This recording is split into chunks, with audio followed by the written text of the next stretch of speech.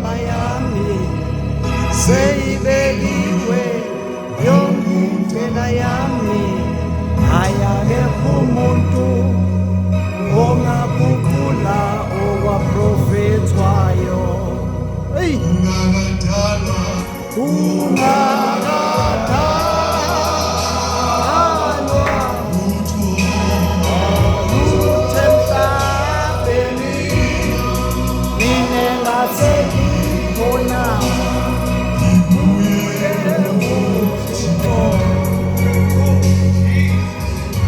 Wasemukhulunyiwe yonke indaba yami seyibekiwe yonke indlela yami ayakekho umuntu ongaguqula okwaprofethwayo. Hey! Yo! Oh, hallelujah. Usathane ulate. Sathane Late. njani Late.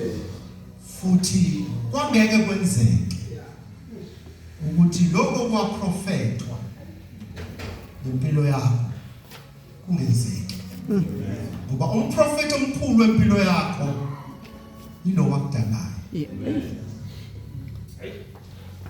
Sanibona nje kakhulu.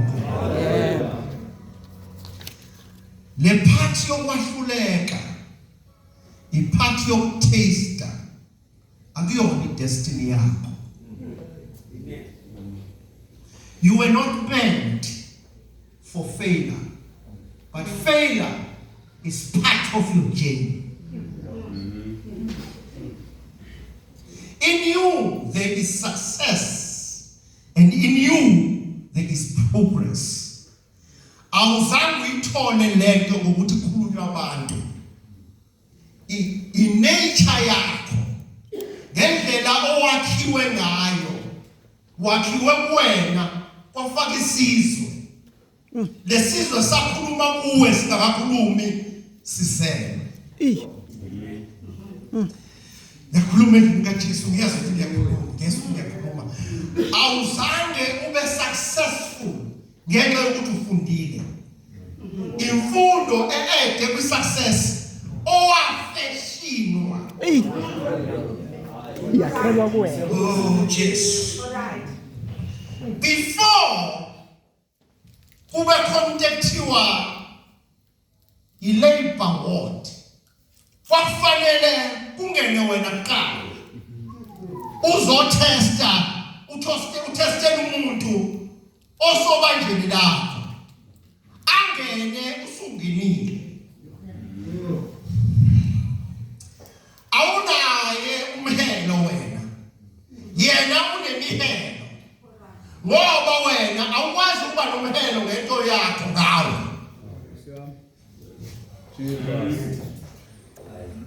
Ngizobingelela izinkathi kodwa utengifundile. Ngesikhathi wakhiwa kwafakwa isidi kuwe. Kwathiwa uNkulunkulu wakhuluma nomhlaba kuwe. Wakhuluma isibusiso nomhlaba, ulalela umhlaba kuwe. uNkulunkulu watshela zonke izinto zomhlaba kuwe. Yingakho nesono sasingeke sikwazi ukuphumelela ukube sagcina ubambo lwakho. Kwadingeka ukuthi noma sigukile ubambo lwakho kodwa sidlulela kuwe. Wasithatha wasidla kwangenzeka lutho, wasigwinya kwangenzeka lutho, wasihlafuna wasidigesta kwangenzeka lutho. Wathi akasithatha wasinikeza wena. Yaqala umhlaba wezwa ipain owangazange yezwe kusadla yena. Ushintsho sibonayo emhlabeni ushintsho ngenxa ukuthi kwenzeka izinto kuwena. Kodwa I'm coming up with good news today. Ukuthi kungakadalwa lutho emhlabeni wena wawusukhona ukuye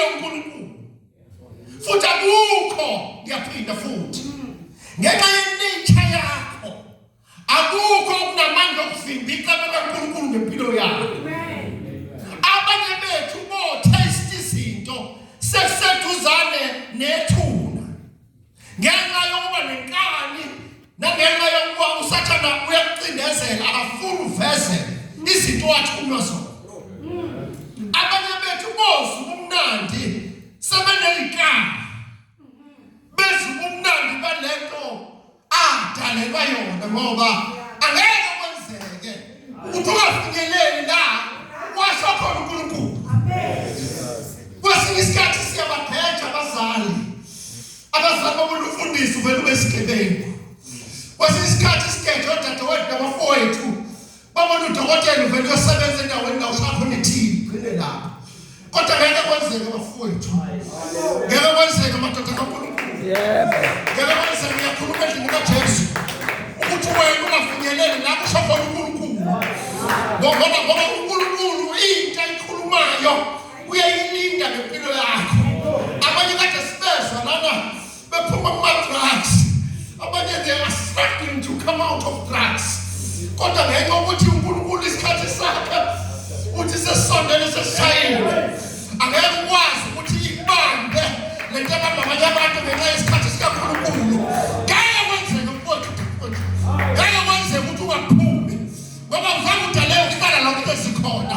Noma zingabambi izinto zalemhlabeni zikombele ekutheni zikusondezele egodini, kodwa uNkulunkulu uyokhipha usolunguza igodi ngoba uNkulunkulu ufuna ukufeza injongo yakhe ngezinto eyishona ebantwini.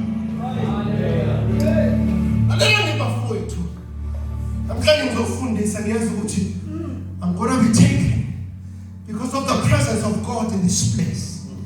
In you there is what we call, or they define trichotomical or the trichotomy approach. Lethi wena unomoya, lethi unesoul, lethi unomzimba. Bese bakhona abanye abasiyo abadefine wena dichotomically. Dichotomy lisho two, lisho just the spirit and you and the flesh. Kunento uNkulunkulu ayifaka kuwe engafi, erepresenta wena nanoma ikuphi la emhlabeni nasemazulwini. Bese bakhona into uNkulunkulu ayakha erepresenta wena la emhlabeni kuphela. That is your flesh. Kodwa kusena ungabengelela. Uyazi ukuthi ngifuna ukujahala ngasothi ngingenodabeni lami ngoba nedabeni lami kunezinto engifuna ukukhuluma ngayo. Umpostoli lapha ekhona nje ngiyabingelela umpostoli. Bingelela ngempela ke futhi uyabona ngiyajabula ukuba ukhona. Uyabona ngiyabingelela kuNkulunkulu Baba. uNkulunkulu akubusise. Ngiyabingelela uNkulunkulu. Ngiyabingelela egameni kaJesu inceke zikaNkulunkulu sonke. You are different. In you, there are people, when you mess up, they mess up. You usher them into what you are. You pave the way for their future. Ngifana ngapha emuva usiqiniseko. Okungenzeka ukuthi usiqiniseko ashaya inkamba. Hallelujah. Ngoba zonke lezi zinto esizibonayo izinto esifundiswa nesikhula ngaphansi kwazo are the influences of this earth. Kodwa wabanjwa ukuthi ufike ukhona umthandazo instead of inkamba. Wa influencer umthandazo yavuka inkani yokuba unguni. Kwasho ukuthi umthandazo ungaphezulu kwakho. Kodwa there is a man behind that. Izinto esizibonayo manje are the product yezinto baba abayizo.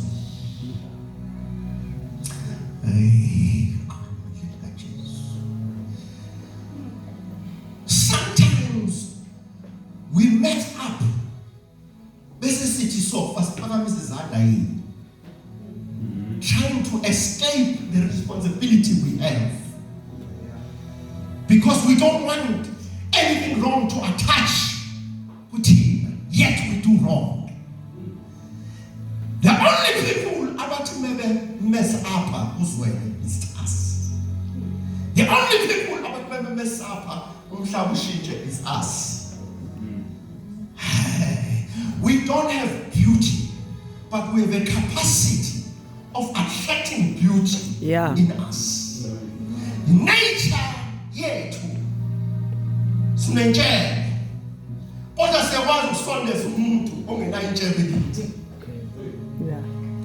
Nature yethu siyabhodla, but siyakwazi ukusondeza umuntu ahlale permanent azafe eduzane kwethu ohlangene ezincane. Indlela yethu esakhiwe ngayo yokuthi noma izinto zethu zingekho enyameni yethu ngokwakhiwa, but sikwazi ukuzi-attract. There is no impossibilities with us. Ayikho into engenzeki kithi. Hayi ngenxa yethu, ngenxa yalona osisele. Lento yokufeyila yaphila. Igama lezinye zezinto ezithola endleleni kodwa akuwena, ngoba you were not meant for that. Kodwa lento ye-success, lento yempumelelo, lento yokunqoba akuyona into yendlela. It's us. We were made like that. As no man is when the pastor. Ngesikhathi uNkulunkulu esakha lithi iBhayibheli waphefumulela umoya kumuntu bese lithi kanjalo umuntu waba umphefumulo njani ophilayo. In us kunalento kaNkulunkulu. Asizange sibuze ukuthi inkomo, imbuzi, uNkulunkulu wasibuza ukuthi yini. Azange siye kwi-varsity. It's our nature. Abamhlekhe kancane. Ekhaya kumthathe close to 20 years. Unkosikazi wami understand ukuthi yindaba mangikhuluma izinto senzeke. Kwesi sikhathi ngimtshela izinto ezi-wrong, nezinto ezizima, nezinto engazithandi. Bese ngithi usibanibani ngingazange ngikhulume naye. Ngithi angifunde into ayenzayo. Athi indaba, ngithi usibanibani wenza ukuthi nokuthi. Into esikaze sikhulume, it's in me. Ngiyezwa. Angaze ngitshele kodwa ngiyezwa. Ngoba ngadalwa kanjalo ukuthi la ekhaya ngiveza uNkulunkulu, ngikhulumisa kaNkulunkulu, ngihambisa kaNkulunkulu, ngiprofethe njengoNkulunkulu, ngizibone nezinto emfihlakalweni. Kwenzeke incident engangithokozisanga ngayo kuyena last year. I feel like content yakho right. Usibanibani, content yakho right. Why said phambi sizandla zambuka. Kade wamtshela ngezwe. Amehlo ami ayikhona lento eshoyo. Kodwa ngenxa experience ngempela kwenzeka njengalo mshini. Wabuyela kumina wathi, "Siwena namhlanje. Whatever you say about your kids, zoyilalela noma ngani." No. Angihambe esikoleni. Ayifundelwa lento. It's in us. Bafowethu angazi noma ngayikhuluma lento. Uma singabantu besilisa siphethe ipeni lokudweba la siyakhona.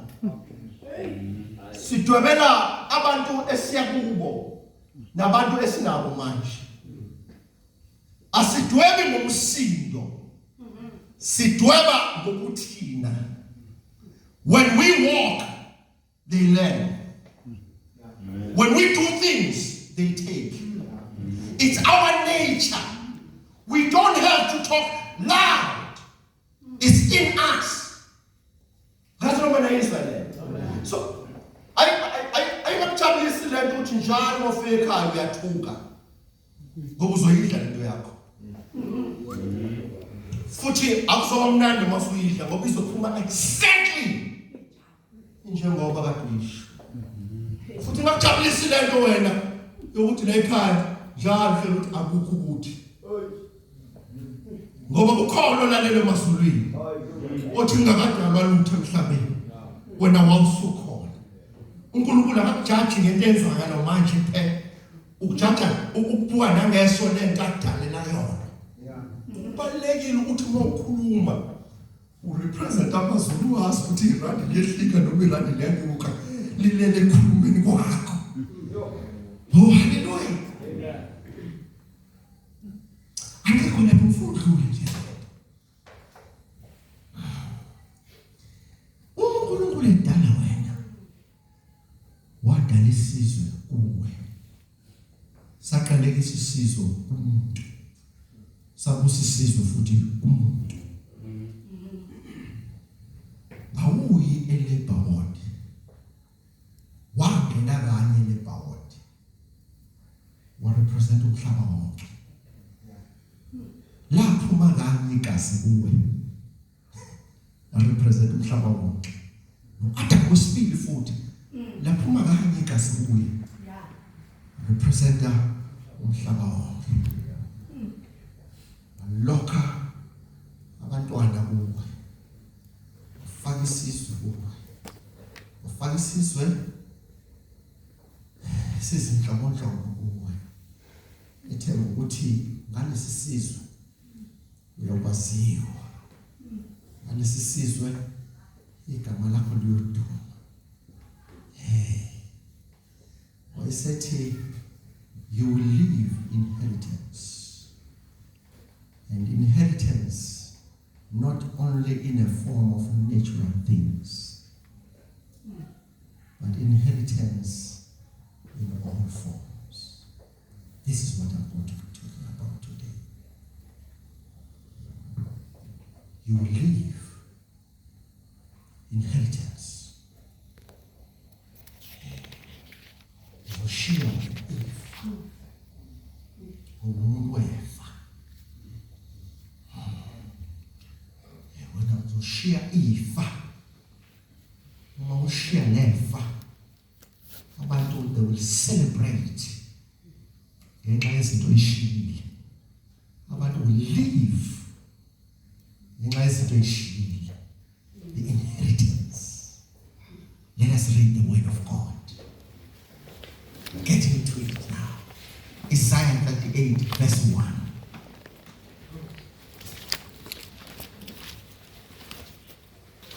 Isaiah 38 verse 1.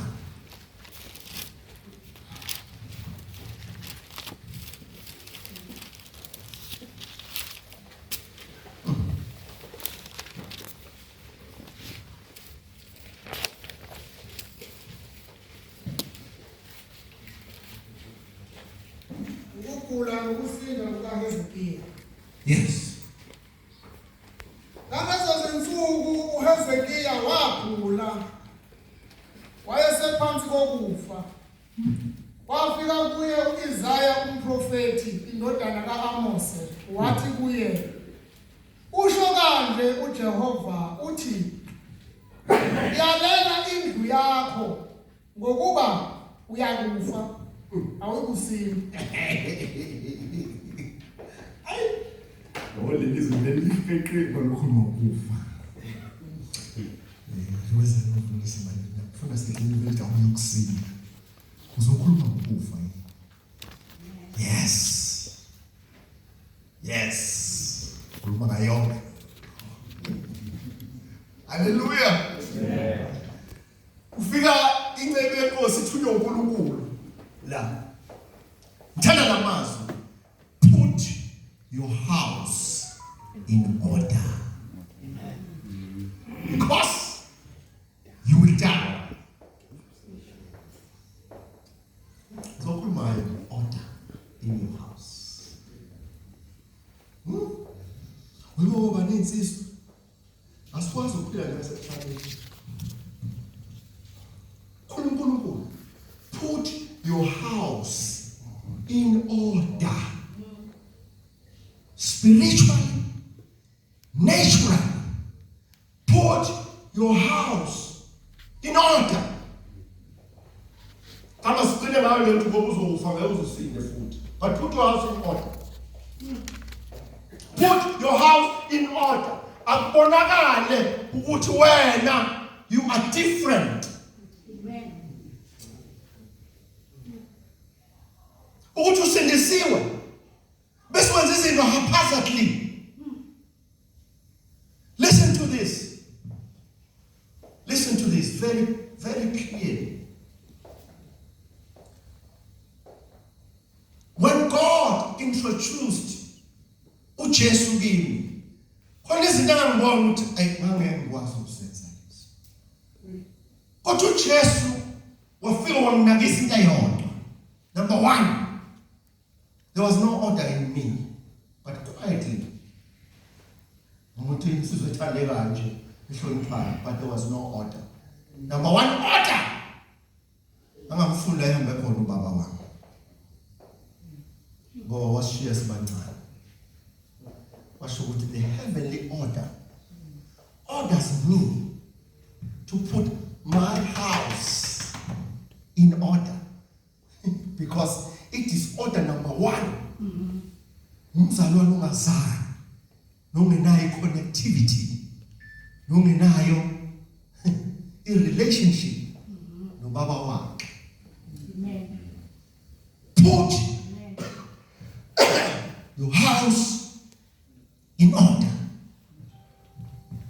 Musuba excited la enkozweni ukuthi unobaba, the spiritual father, ukuthi unomama, the spiritual mother, and your house is not in order, because that will affect you.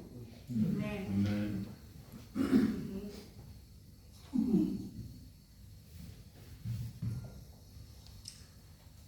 Ngasondela kubaba, ngasondela kumuntu ongekho nokuba khona eduzane kwami.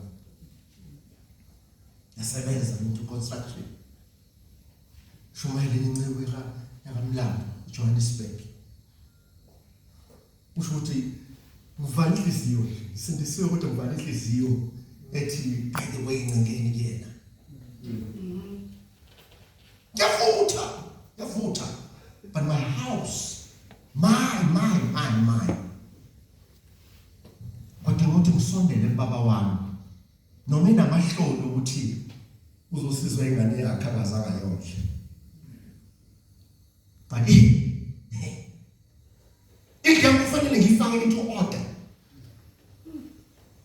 Izinto zethu singaziyeki nje noma kanjani. Bese uhambe nazo ukuthi awukho la emhlabeni ngoba nawe ususindisiwe. Your house in order. Uma kukhulunywa lana ngentathelelo asidle ekhaya ka. Usiyeke ngendiyeni ihluphayo emsebenzini asidle la ekhaya ka. Your house in order. Ufuna uNkulunkulu ezokubusisa enhlizweni enje. Put your house in order. Bafowethu.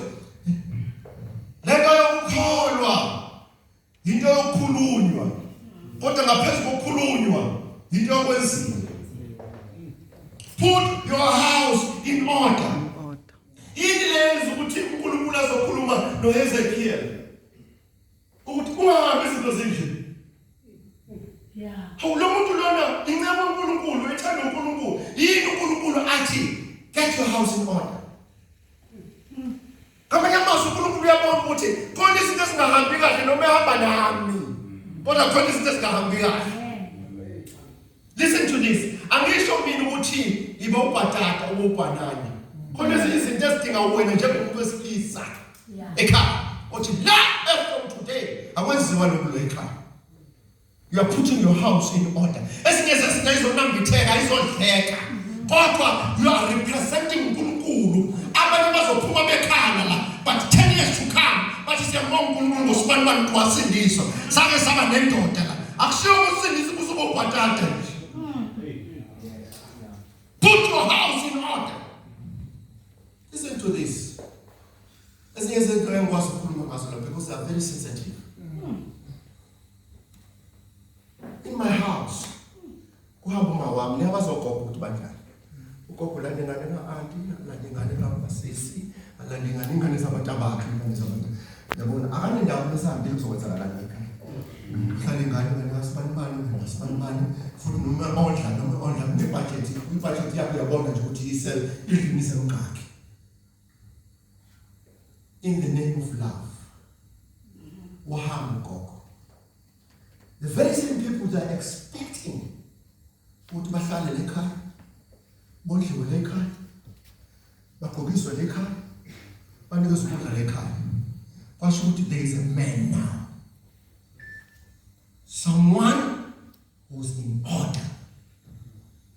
There's a kubo openly, but very sensitive. Ngekamelo kini unobaba wakho ha ukhulu bethanda sizalelwe la Yeah, ku right kodwa kusalayo. Yebo. washo ukuthi la Right inkonzweni indaba kakhulu. bayazi of ama elders yini lento ezofundisa Kanti cha. ngabona bashaya ngwaza bathi Bayazi. ingane zikakhulu Bayazi noma be- wengathi ukhulu wekhona basho ukuthi the house has to be in order.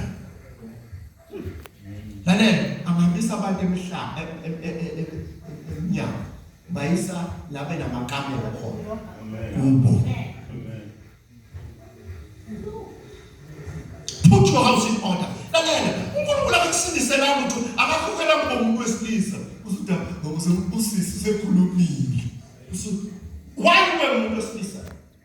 Why uNkulunkulu wakho umuntu wesilisa la ekhaya? Put your house in order. Ezinye sezinto ngeke bayi-understand manje, but uyabona in future ngoba wakhiwa wanalento ethiwa i-vision.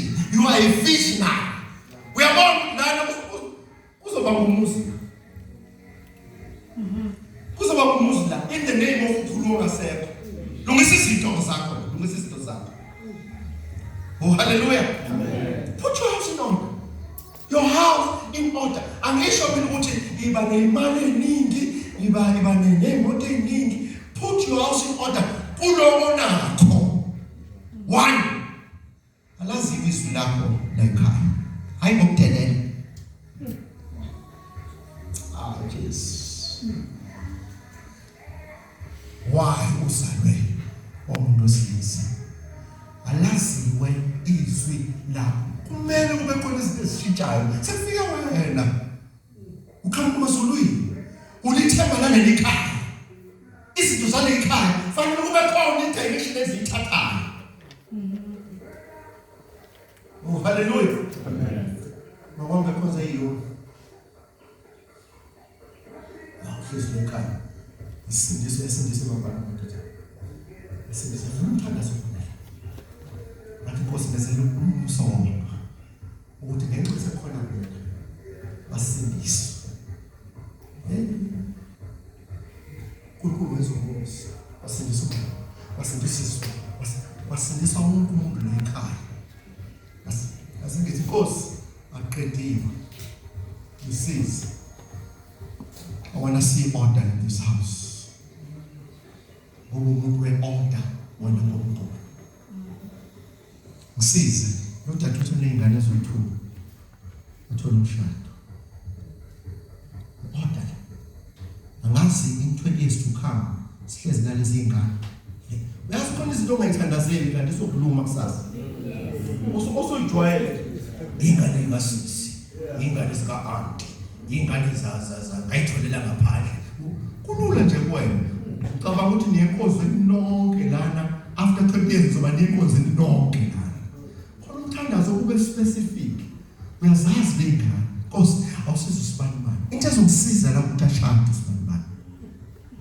Meshadile uSibanibani kuzokwenza into ukuthi awusize uSibanibani. Into ezongisiza la ukuthi afunde uSibanibani.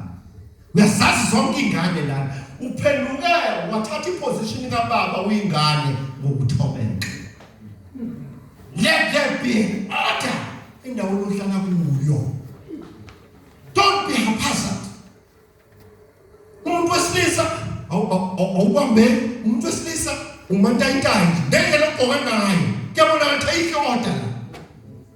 IBhayibheli nje kuphela ofika ngayo. There is no order. isikole siyamhlula lona. Okay, awuzizama into ukuthi invest. Bheka kwi-future ethi wadalwa kanjalo ukuthi ukwazi ukubuka nawe ngaboni khona. Be advanced kubo. Put your house in order. Yabona lo uhlule isikole. But uma uhlule isikole akusho akubenziwani utho ngayo. Cabanga quick izinto ezingasiza lo ohlule isikole. Put your house in order. Indawo yakho ayibe kwi-order. Uyazazi izinto ezithize, uyabazi abahlula into ethize, uyazazi strength somuntu othize lekhaya. So hamba kanjalo futhi nasenkonzweni. Kodwa before inkonzo akusikane la ekhaya. Uyibona ifuture yaleli khaya ukuthi iya kuphi. Bobaba yazi ukuthi nithandaza kakhulu. Futhi nifasta kakhulu. Yeah. Yancenga ukuthi niqhubeke. Kodwa ibani namawili. Ibani nama-trusts. Testaments.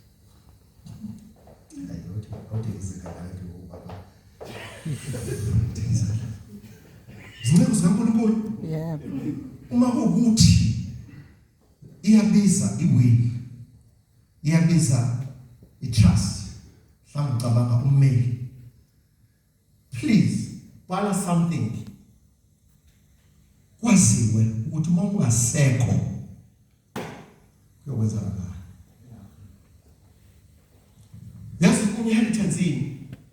I-inheritance ile enjoywa abantu abangemuva kwakho ungasekho wena. That's an inheritance. Bamukele into kuwe ungasekho wena. Ayikho imess esishayayo njengabantwana baNkulunkulu when it comes to that. Na okay. Kuyokwenzakalani uma ungasekho na? Okay, awungiye ngaseside level lokugcina. Aliveze ke put your house in order ngokuzofa kuye kusindi. It's a reality. Reality. Kuyokwenzakalani ngawe uma ungasekho bobaba? What will happen? Ayazi kufanele uyenze ukuthi bring everyone here into test. Hoshive. Ubone bebhakazela phambi kwakho ubone ukuthi mase ngasekho yini inkinga ekhona. Makuthi uyondla makwenzeka ithi unciphisa ukondla uthasi komunye kulabo abazosala. Put your house in order. Musuhamba nama surprises. Sanibona Muslim nothanda usalibona. No, usalibona la. The house must be in order. UNkulunkulu uyazi ukuthi makhamba usibani akumuntu osalibona. Your house has to be in order. Oh, yofungeza umuntu enqaqaqaqaqa. Inheritance le. Inheritance yakhe spiritual. Inheritance kade masithanda sekhama siqedile besithi silale kahle egameni kaJesu. Amen. Siyakhala nkosikazi uthi le nto le ngiyithatha uma wena noma bemsheshi oba isayoni uhamba nayo le mase qede ukuthandaza to amen. Before kuthiwa amen masilale kahle egameni kaJesu. Amen. Usethi unkosikazi kusho ukuthi ifanele leli ngithi mina ubonakala kanjalo ukuthi bebenjani abantu akade bekhona sebengasekho. Put your house in order. Shiya izinto obanjelelwa kuzo mongasekho. Oba lento ye-will into yenu. Yeah. Into ye-trust into yenu. Ngasi iminyakeni u5 edlule biyenziwa nasemabank free of charge. Ngizela mina akho umuntu ofanele alwe mangasekho. Makuliwa ubanga i-indication ukuthi ushiye. No order. Order bingekho. Uyi-order lokuthula Hayi. bafowethu God wants order. lo order empilweni yakho order. Mommy, ngalezo 5, I'm just making an example. Ngalezo 5 uyabona nenye ukuthi lo oyidayisa kuseni. Ngakangcwatha. Futhi uyena uthi mdala noma mncane kodwa uyena ozobe ongoshishini la. Hamba uvale.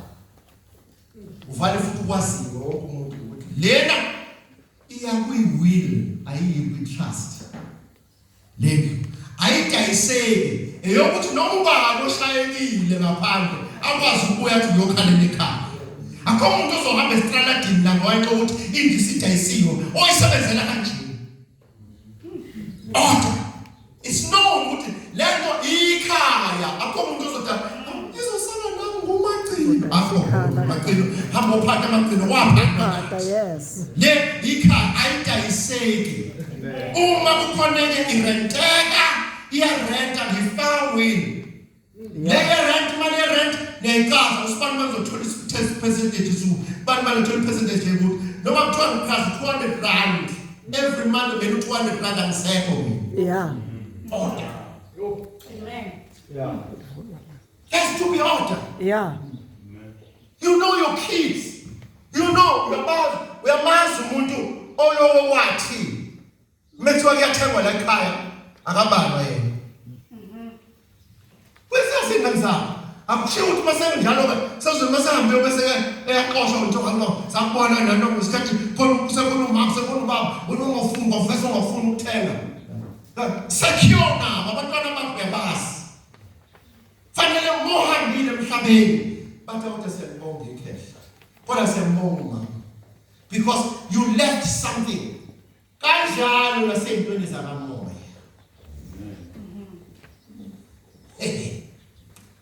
Kanjalo nasentweni zakamoya. Share something. Akuzophilwa ngayo lekhaya. Into abazobefuna ukuphuma kuyo ibabuyisi. Yabo? Into athi noma sedaliwe. Uvele kukhala 12 o'clock endivamisa ukuvuka ngawe ekhaya. Afuna ukuguqa khona le ntaleni. Ubone shaya isiphambano isivukile into yasekhaya. Yona into yasekhaya yomlanda ngelinye ilanga ngoba ayikho into eyishoyo njengobaba la ekhaya evele nje ishabalala. Yomlanda. Put your house In order. in order. Hey. I want to find the ladies. Put your house in order. Genesis chapter 49 verse 33. 49 verse 33. Verse 33. Ujakobe seqedile ukuyala amadodana akhe 1. Wayela madodana akhe onke u12 Jacob nesazi story. Right? waqoqela izinyawo zakhe embhedeni Waqoqa inyawo zakhe empetheni. waqhibuka Waqhibuka. wakuthela kubantu bakhe Umthelo abantu bakhe. Sakuthini lo? Verse 33. Wafa. Eseqedile ukwenza njalo. 49 verse 33. Ukuyala. Wasenza njalo. Wafa. Eseqedile ukwenza umuntu akhe. Wasenza njalo. Should we wait for that moment ukukhuluma izinto ngabantwana bethu? This is a mess. This is a mess. Ithu iphilela kahle. Ungaguli. This thing applies nasendlini kaNkulunkulu bafowethu. Ungaguli ungakhwehleli. Ungekho embhedeni ukufa. Yeah. Beke into zakho ziqonde, everyone knows. Yeah. Ukuthi uzokwenzakalani. Mawufuna ukhipha isibusiso sikhiphe usakhulumeka. Hayi. Ngeke kanjani into madoda. Khipha isibusiso usakhulumeka. Yeah. Ukuze kucacele ukuthi awusikhishise isibusiso ukuthi uyagula noma usubona ingane yakho umagcini wakho kusiyakuthi uzosala nobani usebuhlungwini. Khipha isibusiso nje kusaphile. Let everything happens orderly. Biza abantwana bakho. Sibani uNkulunkulu uthe what. Sibani wena uzoba ukuthi. Sibani wena uzokuthi nokuthi. Kuhamba uNkulunkulu mengidinga. La ekhaya ngifisa ukuthi kube ukuthi noma. Ngibhalile ngezinto ukuthi nokuthi. Omkhulu bethu babefika izinto bafe ngaziwa ukuthi zinokuphi zidinga nasemsebenzini. Ithina sesisindisiwe. Izinto zethu asibekiwe ubaba. Abantwana bethu basiqaqishe imali ikhona ngenxa yokuthi asibekiwe izinto baba. Ozukhuluma usukhwahlayela embedeni. Ukuthi phini ithi Enye amadoda kaNkulunkulu engisho manje. Very strong, very powerful man of God. Ndodana yakhe inomsebenzi phesheya. It's the only son. Wathi methi ungasala nomsebenzi yathi na phesheya nje busy kanje ba. Ngoba intombazane umyeni wayo bahlala baseva. Washo ukuthi kukhona incebo eseva. Iseva ayisenzisi. Iseva futhi is well resourced. Wayeka. Uthe mesegula wabiza ifamily yakhe, wabiza naleli.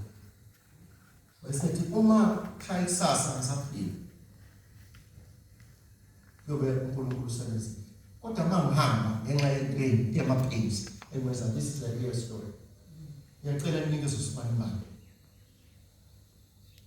Awukwazi ukubhala iwili uhleze embhedeni. Namazwi wakho gets twisted. The interpretation yakhona get twisted. Yenza izinto kusenesikhathi. Iba umuntu we-order. Yes. As we speak, usenokulwa namanje inkosi. Nalona kade uthi unomsebenzi omkhulu phesheya usefuna ukubuya. Nabantwana labathi hayi ubaba bengasho phela ukuthi thatha naloku nesincwadi sakhe thatha ubesho ukuthi akekho umuntu ozoyinafrika ngoba isikhathi asikho ukhuluma usembhedeni. Jehova khuluma usaphila. Yeah. Let there be an order. The story should be covered. Yes, there's an order. Hambeni inceka zikaNkulunkulu kodwa siyambonga uNkulunkulu siyazi kufanele senzeni. Esontweni siyazi, ekhaya siyazi, emsebenzini siyazi. Why? Ngoba kwe-order. Order. Lento kusabaze uthatha for granted. Hayi phela bazobona nabo badala. Abantu abazobona bedala bebadala. Bekizinto ziqonde. Order. Mangihamba la emhlabeni uzokwenza ukuthi noma ngizohamba emhlabeni sengithatha idecision ukuthi awengihlale kancane ngibuke uze ngicorrect isikhathi sekhona. Hawu ngeke kodini ungene naye kodini ushiya uzama ukuplana uzama ukuzilungisa uzama ukwenza ukuthi ngene kodini ushiya bese ungakazi ubona ibanda likhethela lona noma nasekhaba ekhethela lona wena ngoba uyasebenza wena usho ukuthi ezolinda wena mntaka baba kanti yakho into esehlizweni yakho le. Put your house in order. Yeah. Hey. Uma ukuthi uyabona ukuthi okay kuzimali ngoba mhlambe kuyakhokhwa ngakabi nemali. Bhala phansi, let it be known. Bhala phansi. Abanye ubaba bafuna ukushaya ukusazo ngabo ngebhobo baqabela. Yeah. Lezi zinto ngale. Masushonile. Sabe kusabisa sithi siyosayina umsebenzini. Thiwa uba wena. Yeah. Unkosikazi bakho Nkosiyami. Try Uma ufana umncane nje lana. Ufana wasihamba samzondi umfana waso ngoba uthatha imali zikababa. Why? Ubaba wayezinto ngale engafuni ukubonakala efuna ukuphelelisa abantu abashiye kwi-confusion. Isihambile emhlabeni. Listen, uma uthi awumfundi akucace manje ukuthi awumfundi. Hey. Ungenayisilo manje Hayi nawe. shop. Unothi sixabane sonke. Uma uthi awuthandi ukuthi imali yakho idle usibani bani. Ayicace manje. Oh hallelujah. Hayi pastor. Uma ungafuni icace ayicace Baleke. phansi. Kodwa sikhona. Awusokinya lengane bamdike usibani bani. Uzoqeqa lengane balengane. No. Hamba ibhale phansi ke no. Ufuna ukukhombisa ngoba bazokinya. Thatha amanzi. Ibhaleke phansi at least. Let it be known. ngosibani ba uzoyinikeza kuyena umuzi usendaweni ukuthi uzonikeza usibani ba uma ukuthi uthi listen to this unkosikazi wami uyena uzongamela lento Yeah. fake kucace bese uyamyala nawe unkosikazi iba nomuntu Yeah. othi mase sambile sobabili Yeah. ngoba nawe lento lengithathayo uzoshaya ikhona nawe Sazosithela. akona na out bafowethu haleluya ngoba uthi okay nomalume lona selowahlala la ekhaya ukhona ugogo nogogo wahamba wamshiya la kanjani iba ne-order iba nendlela zokuxoxa nawo malume iy'ngane zami akuzona le y'ngane zaqala malume iy'ngane zami uyophila kanzima uma kuwukuthi siyahamba thina Yeah. ubona sibekezele nathi sibekezele ingenxa yakho okay so uma kwenzeka Awuzame funa angela. indawo Yebo. uma ungayitholi indawo yazi ukuthi ishare yala ekhaya Awukho wena kuwena yona. Yeah.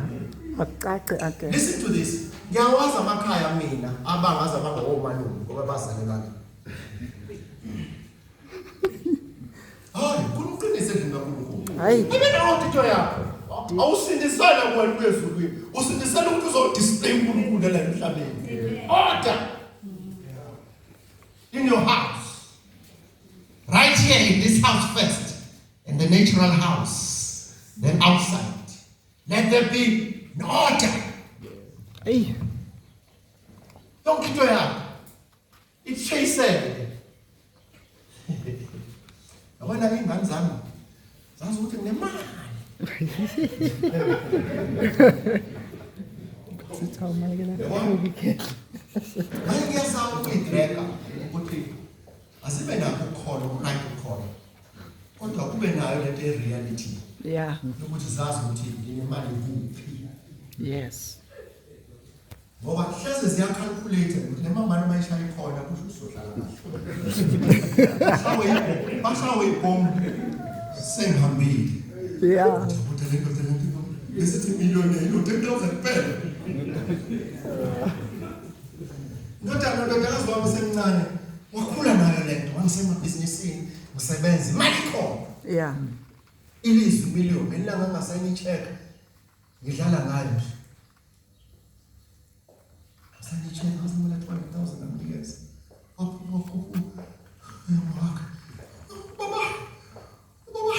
Sephethe ushukela.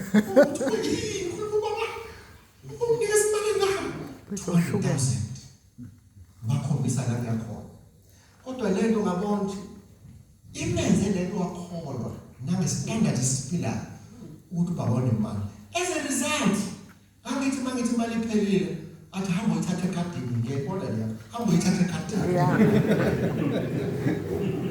so le nto idevelopa ukuthi ubaba unemali Yeah. manje sengibashiye in this mood Kuyaxatshwana. awuzoxatshwana ngoba bazi udlalana engqondweni zabo ubaba besehambile ukuthi udlalana engqondweni zabo unama-calculations enziwayo engqondweni all I need to do is to put my house in order Yeah. uma ngisaba ngithi lo akunenhliziyo embi lo kufuza ugogo wabo uzongiqeda lo bani phansi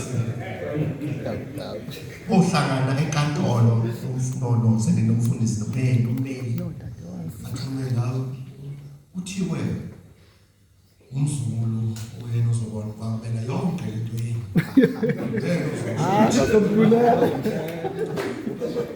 uyena uzosho ukuthi Dabambulala. Awuyafa. kodwa leyo nto fanele ngiba-prepare now hayi sengilele embhedeni sengikhulunyiswa ubuhlungu nanokuthi angithi uyazi ukuthi unqume bese after some time lo muntu kade ubona engekho responsible lapho ashintshe nje Yeah. embhedeni uthola ukuthi lo muntu lona othi uzovashela akunakekela angunakekeli uqhamuke lona nje ongena umsebenzi wakhe olufisabhele izinto zakho ziyashintsha Yeah. angakusakwazi ukuthi ngilethele ummeli noshintsha no yenza izinto zakho zise-right usakwazi ukukhuluma let your house be in order. Jesu Ay. bese ngizokhuluma lokho namhlanje.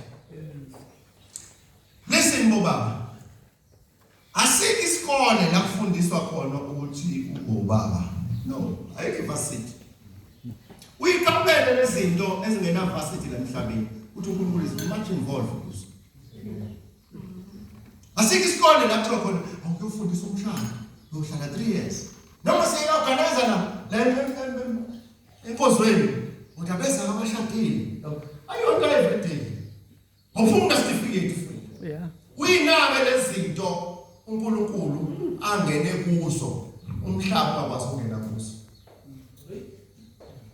Uyinabe kuba they are very dangerous. And 2 akasithembile uNkulunkulu ngaso kanje. Emshadweni kule certificate uNkulunkulu na certificate. Usushadile ukuthi Yeah. Sekulandela isikole.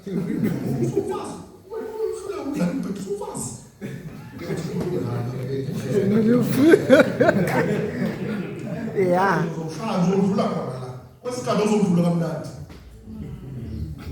Hallelujah. Uyinaka lezinto lezovela unikeza certificate kwenzakala. Yeah. Uyinaka sinasezulwini. Ngalena ukuthi kuthiwa ngumkhosilisi.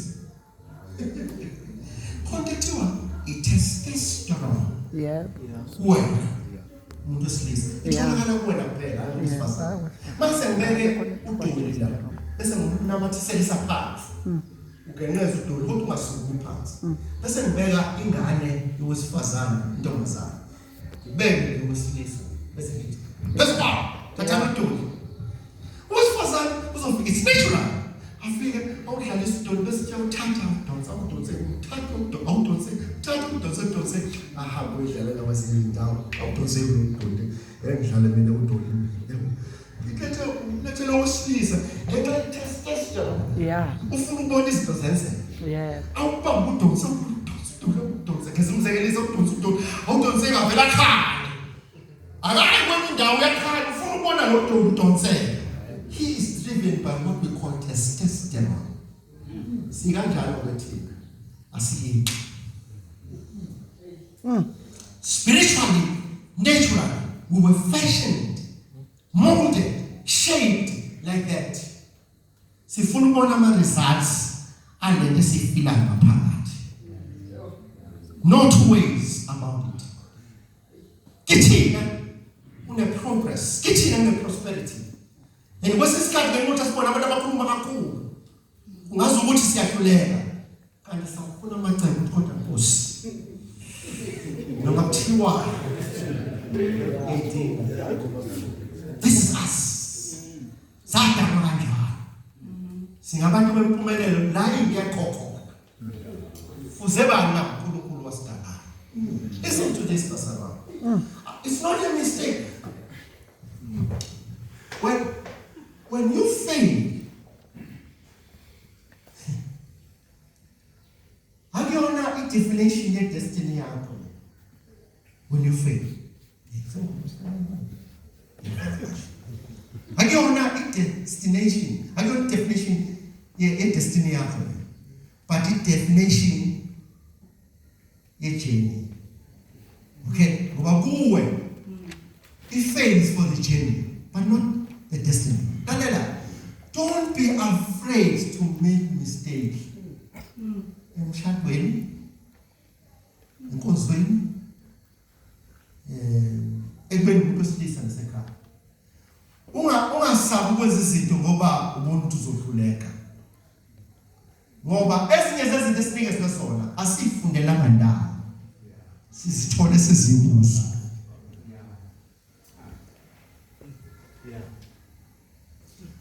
Awazi ushade. Uqala ngalo nkosikazi. Futhi uvele ngesimanga. Instead ukuthi abhekele yonke abhekele alandele wena nje. Yeah. uthi ufuna ukubaleka athi wena phela i-visionary. Yeah.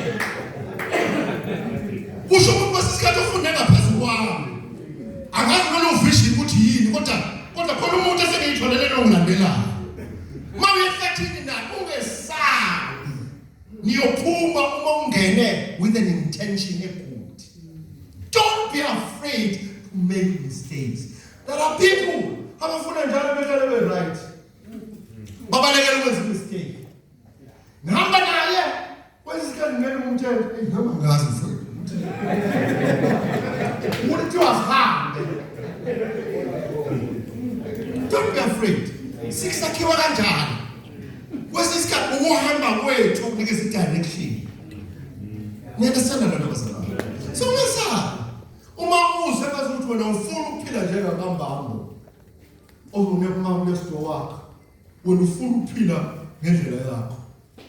Uyambona unkosikazi ohambako uyamguqela. Yeah. Uyalona indaba lendaba ukuguqa. Don't be afraid to die. You right there uzosola. Direction yakho. Avele umshado. Hallelujah. Ukuyabona lapha abakuzwayo bavuswa ngetiye njalo ngo5. Kuthola. Mhlawumbe nawe uthi uyakhona. Uzawubona. Usephuza itiye njalo.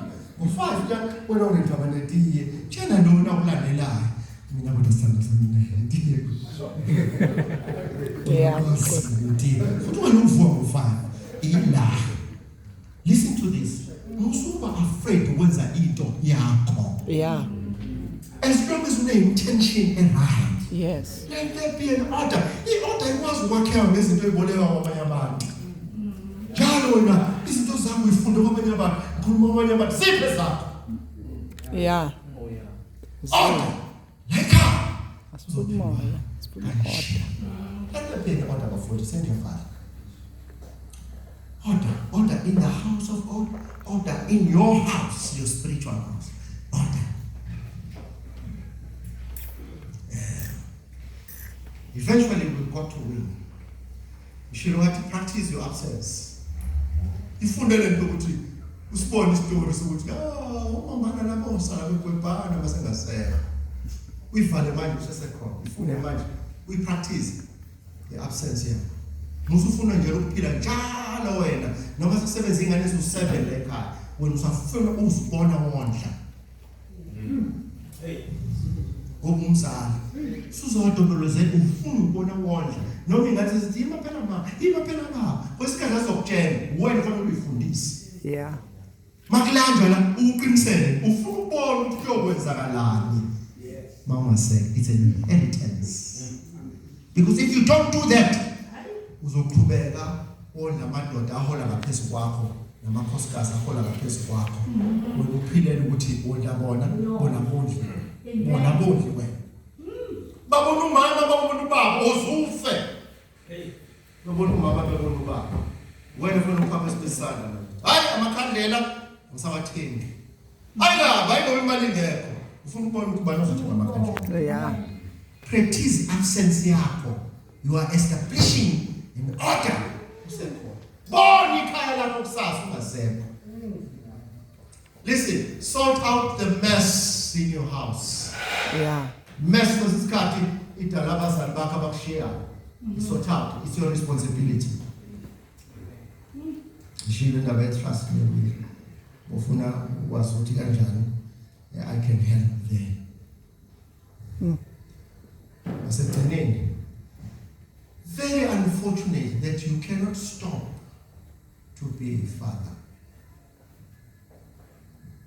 Into ngena kuyo uzuyaba emhlabeni. One thing you are expected to grow in fathering. Because the more you become a father, the more the father figure out ukudayisa nabantu abaphandle. You can't stop to be a mother. You can't stop to be a parent. Noma usushonele ingane zakho zonke. Because then you worship uwe uNkulunkulu.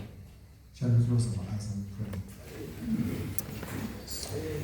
Father, we are the people of order. And we serve the God of order. dala umhlaba uzawuxhamazela kwezwakala ngawo ukuthi ngosuku lesikhombisa waphumula part of the order. Banye bethu Nkosi basebenza baze bayofa abasitholi isikhathi sokuphumula. Abanye babulawa yikona lokho ukuthi abaphumuli. Kodwa wena uNkulunkulu ngoba uNkulunkulu we-order. But this is time for me to enjoy what I've established. I am now relaxing, enjoying the fruits of my labor. Because sibonile gogo bethu besebenza noma sebeyofa. Sabona abadala bethu Nkosi begibela amateksi nasina kwisikhathi la bafanele baphumule khona. Yakhuleka bakufuse amadodana namadodakazi azothi baba sekulungile manje. Let me take over. Let there be an order in the house of the Lord. Izinto Nkosi usikhuluma kaNkulunkulu zilethi order. Ongaba ukuthi ubusisa abantwana bakho. Ingene nasekuphumeni kwendlu kaMama Kristu Jesu. Amen. Amen.